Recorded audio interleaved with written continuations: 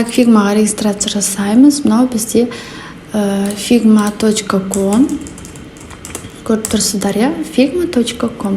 Бұл жерде бізге регистрация жасау керек. Бұл ағылшынша бағдарлама, ағылшынша жазылып тұрады. Егер бұлай түсініксіз болса, мынадай мышканың оң жағын басып, ана жерде перевести на русский деген қылып осылай ауыстырып алсаңыздар болады тілін.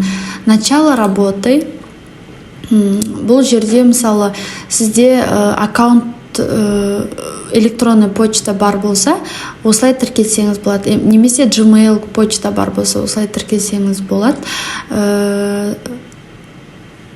Мысалы, мына жерге, так, бұл почта менің тіркелген. Қазір басқа почталар жазып көреміз. Почта жазып, өздеріңіздің почталарыңызды жазып тіркелесіздер.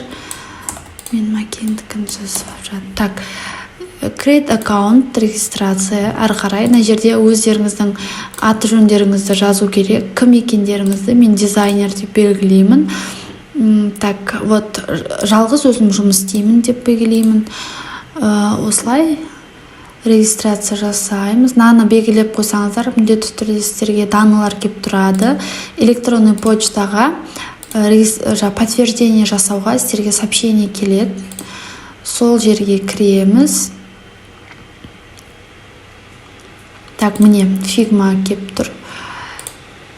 Подтверждение жасаймыз, верификация жасаймыз. Болды. Біздің регистрациямыз дайын.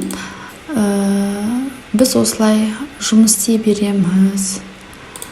Өзгерте салайын. Email дейді. Миржан деп. Но команда үшін ғой, бұл керек емес. Start for free, тегін тариф бізге болады. Болды, осымен арғарай жұмыс жасай бересіздер. Мен сіздерге дайын ссылка бердім. Соны басасыздар да істей бересіздер. Мына жерде new design файл деп кірсеңіздер де болады жаңадан. Немесе мен берген ссылкадағы файлды алып, сол арқылы жұмыс жасауларыңызға да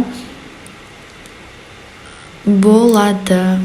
Мынадай полный экран болып кеткен кезде просто контролды басасыздар да мышканың мынадай домалағымен бүйтіп кішірейтесіздер экранды. Бұл үлкейеді, кішірейтеді, ол проблема емес. Сіздерге свободный рабочий бет қой мынаның бәрі.